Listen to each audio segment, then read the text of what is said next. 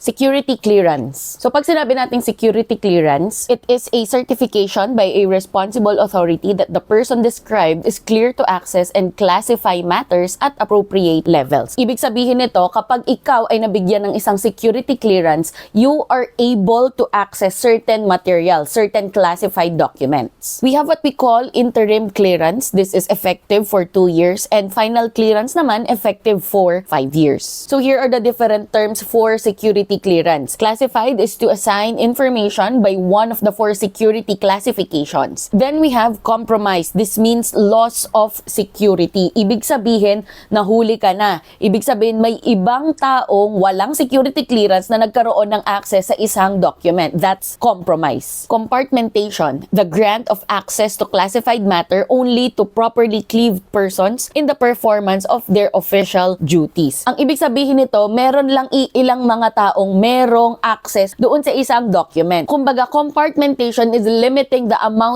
number of people who has access to a certain document. Declassify means removal of security classification. So if a certain classified document, aalisan natin ng classification, ibig sabihin pwede ng kahit sino ang tumingin dito, that is declassification, declassify. Then we have reclassify, act of changing the assigned classification number. For example, a certain document is classified as secret. Kapag ginawa siyang top secret na, then that is called reclassification. So from secret, it is reclassified as top secret. And then we have upgrading, the act of assigning to a matter of higher classification to a classified document. So basically, it's the same with reclassification. But eto, definite na sa higher classification lang. Sa reclassification kasi, pwedeng higher, pwedeng lower ang pag-iba ng classification. So here are the different classification of documents. First one is top secret. Calls for the utmost degree of protection. Unauthorized revelation of these materials and information will cause extremely severe damage to the nation, politically, economically, or militarily. For example, political negotiations, military defense, and war strategic plans. So if a certain document is classified as top secret, kapag ito ay na-leak sa ibang nation, malaking issue ito. At ang mga taong may access lang sa mga top secret documents ay mga iilang tao lang. It's not for public consumption. Well, basically, lahat ng classified documents are not for public consumption.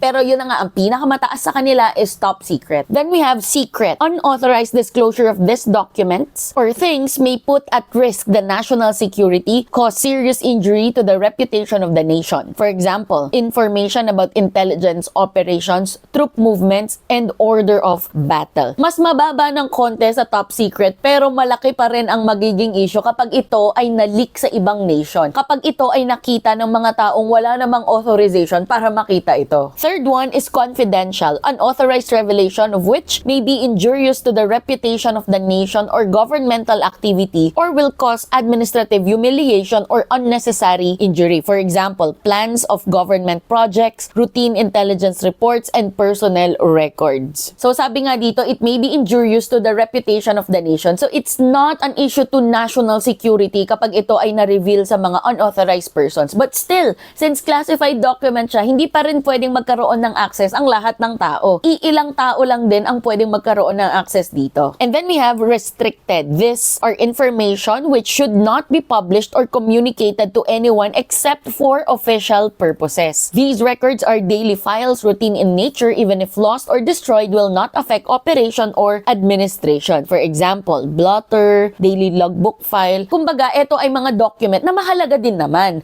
Pero hindi siya issue sa national security kapag ito ay na-divulge. And yun na nga, kapag restricted ang file, pwede lang ito gamitin for official purposes. Security measures and operations in relation to intelligence. The first one is physical security. This is the broadest type of security that is concerned with the physical measures designed to safeguard personnel and prevent unauthorized access to equipment, facilities, materials, documents, and to protect them from espionage, sabotage, damage, or theft. So, pag sinabing physical security, ito yung mga bagay, physical na bagay, na ginagamit para maprotektahan ng iba't ibang uri ng classified documents. For example, locks, doors, windows, mga file cabinets, vaults, yung mga yan, those are part of physical security. Gates, ginagamit ito para maiwasan nga ang pagnanakaw. Then we have communication security, the protection resulting from the application of various measures which prevent or delay the enemy or unauthorized persons in gaining information through communication.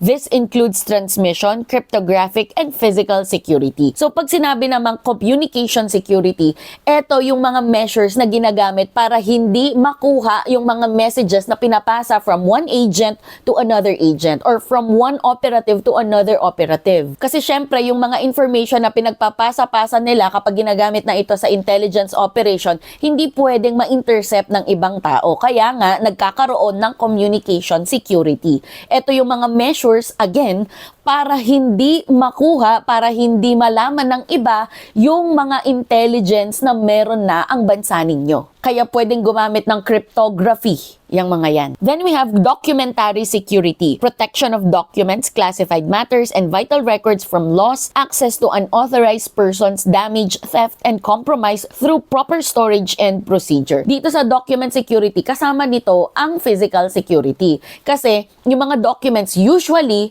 nakalagay sila or nakaprint sila sa papel. There are also times na soft copy na, 'di ba? So merong mga flash drives and other storage devices. So kung ano-ano yung measures para ma-safe keep etong mga documents na to, that's part of document security. Then we have personnel security. The total procedures followed, inquiries conducted, and criteria applied to determine the work suitable to a particular applicant or the retention or transfer of a particular employee. So personnel security.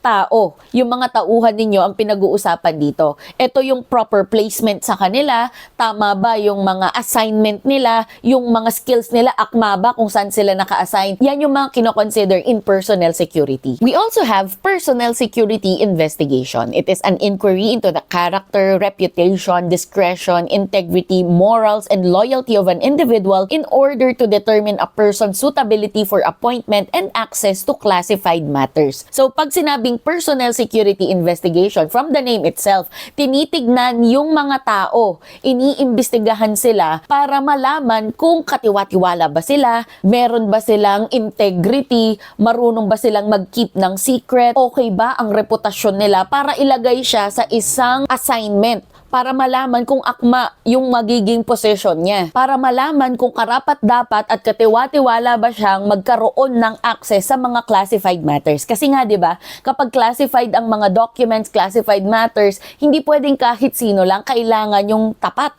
Kailangan nga yung loyal doon sa kanyang bansa. There are also different types of personnel security investigation. So here are the types. First one is local agency check. This refers to the investigation of the records and files of agency in the area of principal residence of the individual being investigated. Mayor, police, fiscal, where the individual is a resident. Kaya nga ang sabi, local agency check. Lokal, doon lang sa lugar nila. Kumbaga, kung dito yan sa Pilipinas, titignan nyo sa barangay ninyo, titignan doon sa munisipyo ninyo, doon sa city ninyo, kung kamusta ka ba. Baka naman pasaway ka sa barangay ninyo, sakit ka sa ulo sa barangay ninyo, i-check yan. That's part of local agency check. And then we have national agency check. It consists of local agency checks supplemented by investigation of the records and files of the following agencies. So Philippine National Police, Intelligence Service ng AFP, NBI, Civil Service Commission, Bureau of Immigration, and other national agencies. Kaya nga national agency check. May kasama ng ibang national agencies na magche-check sa background mo. And then we have background investigation, a check made on an individual usually seeking employment through subjects' records in the police files, educational institutions, place of residence, and former employers. Kumbaga, this is a more personal level na investigation. Saan ka nag-aral, saan ka nagtrabaho, i-check nila, mag-BBI sila doon, magba-background investigation sila doon. Baka tanungin yung mga dati mong pinagtrabahuan. Pwedeng tanungin bakit ka umalis doon sa trabaho mo na yon, nagkaroon ka ba ng problema doon, and so on. We have complete background investigation. This is a type of background investigation which is more comprehensive. It consists of detailed information regarding the subject. On the other hand, partial background investigation naman, investigation of the background of an individual but limited only to some of the circumstances. So, from the name itself, kapag CBI, Complete Background Investigation, mas comprehensive siya, mas malalim yung pag-iimbestiga. At kapag partial, na minili lang sila sa ilang aspeto ng buhay mo, sa ibang parte ng buhay mo para imbestigahan.